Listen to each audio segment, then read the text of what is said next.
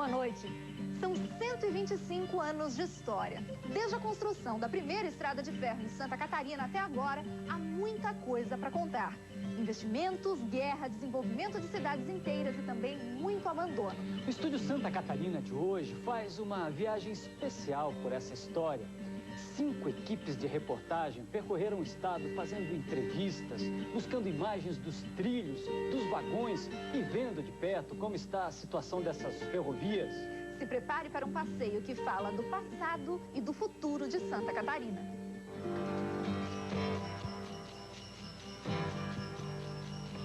Em 1880, o então símbolo da modernidade chegava a Santa Catarina, a ferrovia.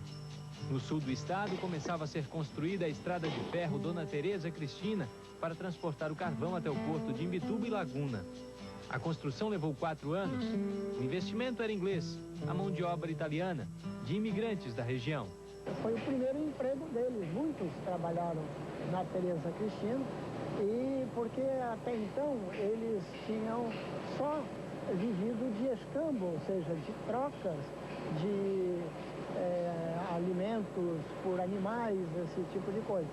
Em 1884 foi inaugurado o primeiro trecho de trilhos e não demorou muito para que os ingleses percebessem que o carvão não serviria para ser exportado.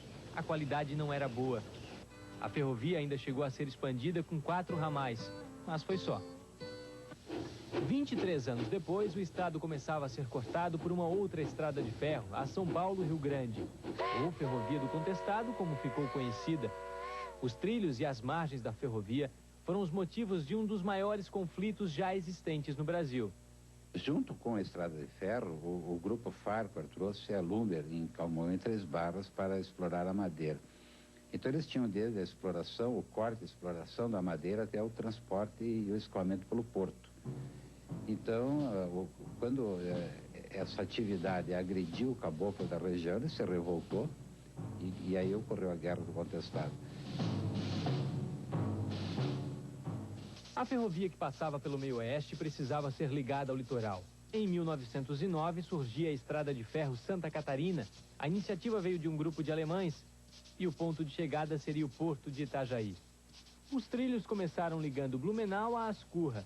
Só chegou a Itajaí 45 anos depois e o ponto mais a oeste que alcançou foi Trombudo Central.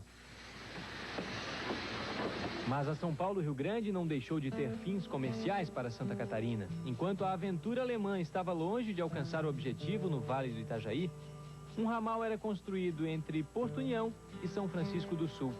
A obra foi inaugurada em 1919. A Ferrovia do Contestado, finalmente, era ligada a um porto. Na década de 60, uma outra estrada de ferro passou a cortar o estado. A chamada Tronco Sul ligava Brasília ao Rio Grande do Sul. Era mais uma alternativa para chegar ao porto de São Francisco.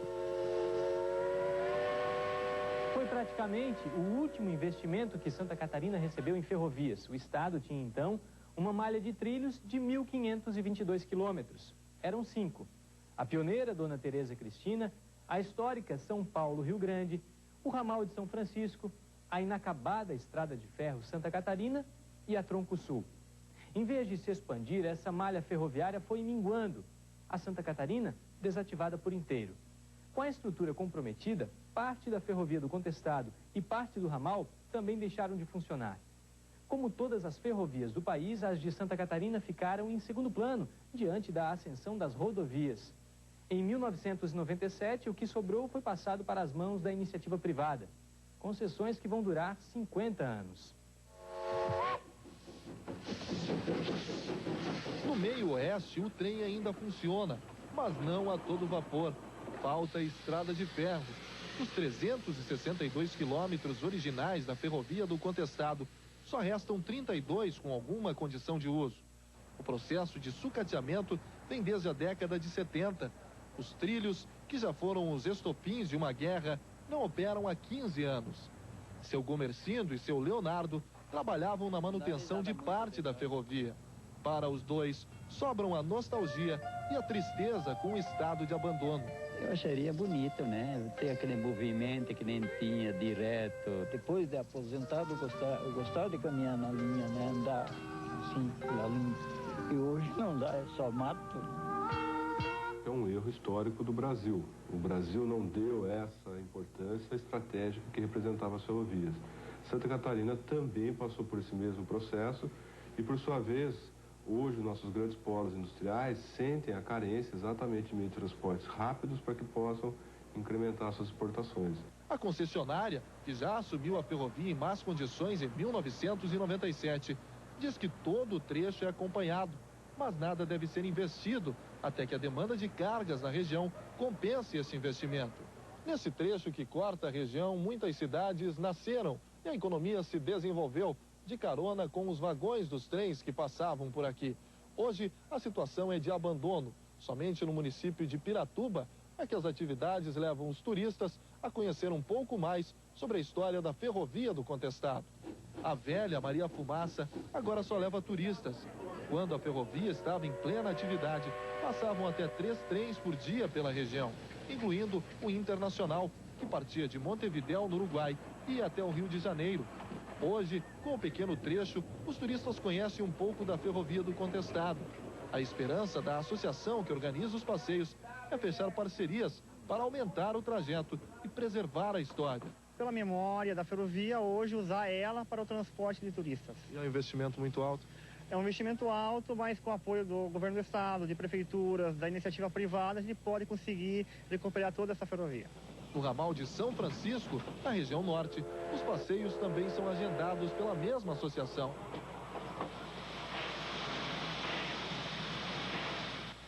O turismo ferroviário ainda existe na região norte, mas cenas como essas já não são mais tão rotineiras. Que lembrança, vem tudo quanto é coisa boa, né? E aí serra por aí de Paranaguá, terra de Corupá, de São Bento, muita coisa bonita. O maquinista aposentado de 81 anos guarda a saudade da velha Maria Fumaça. Dá saudade. Eu lembro, assim, ainda bem que estou morando perto da ferrovia, né? O turismo ficou em segundo plano, mas isso não é um mau sinal. Pelo contrário, aos poucos, pelo menos a parte ativada do ramal de São Francisco retoma com força a função comercial, o principal objetivo da ferrovia quando foi construída. Hoje, os 230 quilômetros de ferrovia que cortam a região norte, entre Mafra e São Francisco do Sul, servem para escoar boa parte da safra de grãos que é exportada e para atender as empresas da construção civil e do aço. O tráfego de trens de carga praticamente dobrou nos últimos 5 anos no norte catarinense, fruto do bom funcionamento de outra ferrovia que passa pelo estado, a Tronco Sul. Os trens sobem carregados rumo ao porto. São 43 mil toneladas por mês. Nós tivemos um aumento no transporte, no volume de transporte de cargas aqui em Santa Catarina, da ordem de 43%. Do ano passado, 2004, para 2005. E a previsão para 2006 é crescer mais 20%. Uma previsão que deve se confirmar em outras regiões, onde o transporte de carga continua sendo o principal atrativo da malha ferroviária, como no sul do estado. O desenvolvimento econômico da região sul está diretamente ligado aos trilhos. Se o carvão não era bom para exportação, foi de muita serventia para as cidades do sul catarinense. E é claro que nesse contexto, a estrada de ferro Dona Teresa Cristina foi e continua sendo de extrema importância. Todos os meses, 200 mil toneladas de carvão são transportadas dentro dos vagões até a termoelétrica em Capivari de Baixo. A carga que sai de Criciúma viaja quase 60 quilômetros, um caminho livre de buracos, acidentes e congestionamentos. Transportamos 8 mil toneladas diárias de carvão. Se nós fôssemos colocar um trem desse, e digamos assim, um exemplo, via rodoviária, nós teríamos que estar levando esse produto que eu levo numa viagem em 40 caminhões. São 8 viagens por dia, um cálculo de 320 caminhões carregados com carvão que deixam de trafegar pela BR-101. Alternativa que também chamou a atenção dos empresários do setor cerâmico. Com a ampliação do porto de Imbituba no ano passado, 15 mil toneladas de pisos e azulejos para exportação já foram transportadas em 2005 pela ferrovia. Os custos caíram 37% e já não há mais registro de perda de mercadorias. Resultados positivos que deixam claro o que poderia significar uma malha ferroviária eficiente no estado. A Secretaria de Infraestrutura já tem projetos. A ideia é investir numa estrada de ferro que corte o estado na horizontal.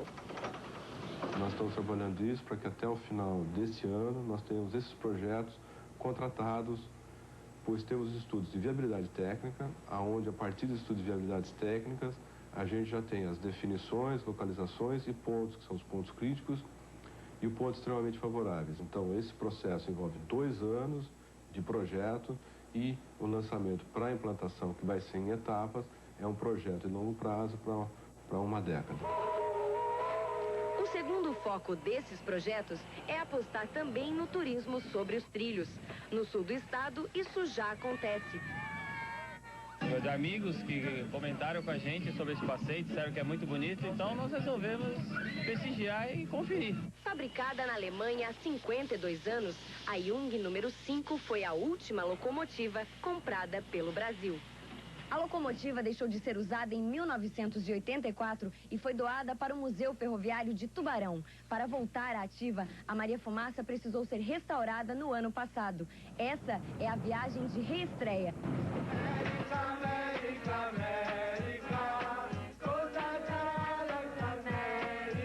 Eu sempre tinha vontade de realizar meu sonho e dar mais uma volta de trem.